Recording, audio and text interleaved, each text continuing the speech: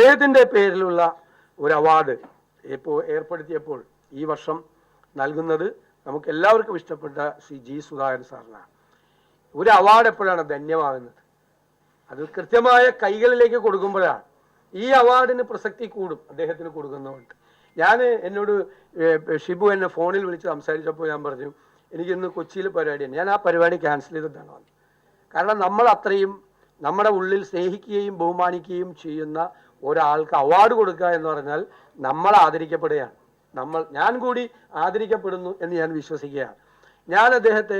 എനിക്ക് അദ്ദേഹം MLA ആയിരിക്കുമ്പോൾ മുതൽ അറിയാം, വളരെ അടുത്ത് എനിക്ക് അദ്ദേഹത്തെ അറിയാം. അദ്ദേഹത്തിൻ്റെ വാക്കുകളെല്ലാം പ്രത്യേകമായി ശ്രദ്ധിക്കുന്ന ഒരാളാണ്. അദ്ദേഹം അക്ഷരാർത്ഥത്തിൽ തികഞ്ഞ ഒരു കമ്മ്യൂണിസ്റ്റുകാരനാണ്. കമ്മ്യൂണിസ്റ്റ് ആശയങ്ങളുള്ള ആളാണ്. വിദ്യാർത്ഥി യുവജന പ്രസ്ഥാനങ്ങളിലൂടെ, തൊഴിലാളി പ്രസ്ഥാനത്തിലൂടെ വളർന്നു വന്ന ഒരാളാണ്. ഞാൻ നേരത്തെ പറഞ്ഞ ആ ഫ്രെയിമിൻ്റെ അകത്ത് നിന്ന് മാത്രം ചിന്തിക്കുകയും പ്രവർത്തിക്കുകയും ചെയ്യുന്ന, അതിൻ്റെ അപ്പുറത്തേക്കും അതിൻ്റെ മറുവശത്തേക്കും ആലോചിക്കാൻ പോലും പറ്റാത്ത, ഒരിക്കലും തൻ്റെ ആശയങ്ങളെ ഡൈല്യൂട്ട് ചെയ്യാത്ത ഒരാളാണ് അദ്ദേഹം. അക്കാര്യത്തിൽ യാതൊരു സംശയമില്ല. പക്ഷെ എന്നെ ഏറ്റവും ഇഷ്ടപ്പെടുത്തിയിട്ടുള്ളത് അദ്ദേഹത്തിൻ്റെ ഒരു നീതിമാനായ ഒരു ഭരണാധികാരിയുണ്ട്. ഞാനൊരു MLA എന്നുള്ള നിലയിൽ എനിക്കത് അനുഭവമുണ്ട്. ഞാൻ എൻ്റെ നിയോജക മണ്ഡലത്തിൽ അദ്ദേഹത്തെ കൊണ്ടുവന്ന് എൻ്റെ ഒരു പാലം ഉദ്ഘാടനം ചെയ്തപ്പോൾ എൻ്റെ മനസ്സ് തുറന്നു പറഞ്ഞു. ഞാൻ പറഞ്ഞു, എൻ്റെ MLA എന്നുള്ള ഒരു അനുഭവത്തിൽ ഇദ്ദേഹത്തെ പോലുള്ള ഒരു പൊതുമരാമത്ത് മന്ത്രി ഉണ്ടായിട്ടില്ല. നീതിമാനായ പൊതുമരാമത്ത് മന്ത്രി. അദ്ദേഹം ഭരണകക്ഷിക്ക് മാത്രമല്ല കൊടുക്കുന്നത്, 1000 കോടി രൂപ അദ്ദേഹത്തിൻ്റെ കയ്യിലേക്ക് അലോട്ട്മെന്റ് വന്നാൽ ഞാൻ കണ്ടിട്ടില്ല, വേറെ ആരെയും ഞങ്ങളുടെ കൂട്ടത്തിലും കണ്ടിട്ടില്ല. കിട്ടിയാൽ അത് 140 MLA മാർക്ക് ഈക്വലായി കൊടുക്കും. അങ്ങനെ ഒരാളെ ചെയ്തിട്ടുള്ളൂ കേരളത്തിൽ, അത് അദ്ദേഹം ഈക്വലായി. ഞാൻ വിസ്മയിച്ചിട്ടുണ്ട്. എപ്പോഴും ഒരു 10, 200, 250 കോടിയൊക്കെ ഒരു പ്രതിപക്ഷത്തിലേക്ക് വന്ന് അഡ്ജസ്റ്റ് ചെയ്ത് കൊടുത്ത്, പ്രതിപക്ഷത്തിലെ കുഴപ്പക്കാർക്കൊക്കെ കൊടുത്ത്, ബാക്കി മുഴുവൻ ഒരു 75% ഇപ്പുറത്തേക്ക് എടുക്കുന്ന ഒരു പണിയാണ് സാധാരണ ചെയ്യാറുള്ളത്.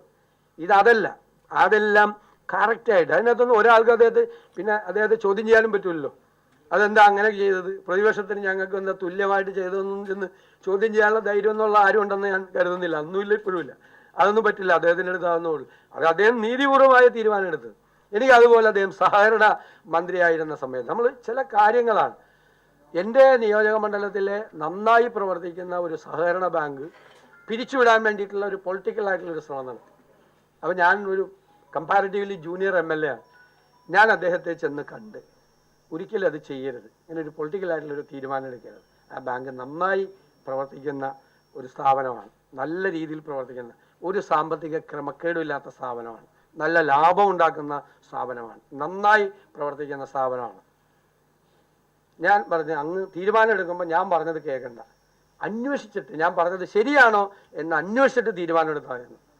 അപ്പോൾ എന്നോട് പറഞ്ഞു, താങ്കളെ പോലുള്ളൊരു MLA വന്ന് എൻ്റെ മുമ്പിൽ വന്നത് വളരെ ഇതോടുകൂടി ആ ബാങ്കിൻ്റെ കംപ്ലീറ്റ് ഡീറ്റെയിൽസ് എൻ്റെ കയ്യിൽ മുഴുവനുണ്ട്, എല്ലാ ഡീറ്റെയിൽസും എൻ്റെ കണക്കും വെച്ചുകൊണ്ട് ഇങ്ങനൊരു കാര്യം പറയുമ്പോൾ ഞാൻ ഇനി അന്വേഷിക്കാൻ പോകുന്നില്ല എന്ന് പറഞ്ഞാൽ അപ്പം തന്നെ ആ ഫയൽ വാങ്ങിച്ച് ഒരു തീരുമാനവും, തെറ്റായ ഒരു തീരുമാനവും ഈ ബാങ്കിൻ്റെ മീതെ എടുക്കരുതെന്ന്.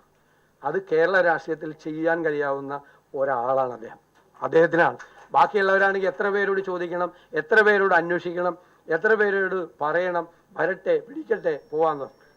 അപ്പോഴാണ് അദ്ദേഹത്തിന് തോന്നി, അത് അദ്ദേഹത്തിൻ്റെ മുമ്പിൽ അവതരിപ്പിച്ചപ്പോൾ അത് സത്യസന്ധമാണെന്നും നീതിപൂർവമാണെന്നും ശരിയായൊരു കാര്യമാണ് ഒരു MLA ഒരു പ്രതിപക്ഷ MLA വന്നൊരു മന്ത്രിയുടെ മുമ്പിൽ പറയുന്നത് എന്ന് അദ്ദേഹത്തിന് തോന്നി.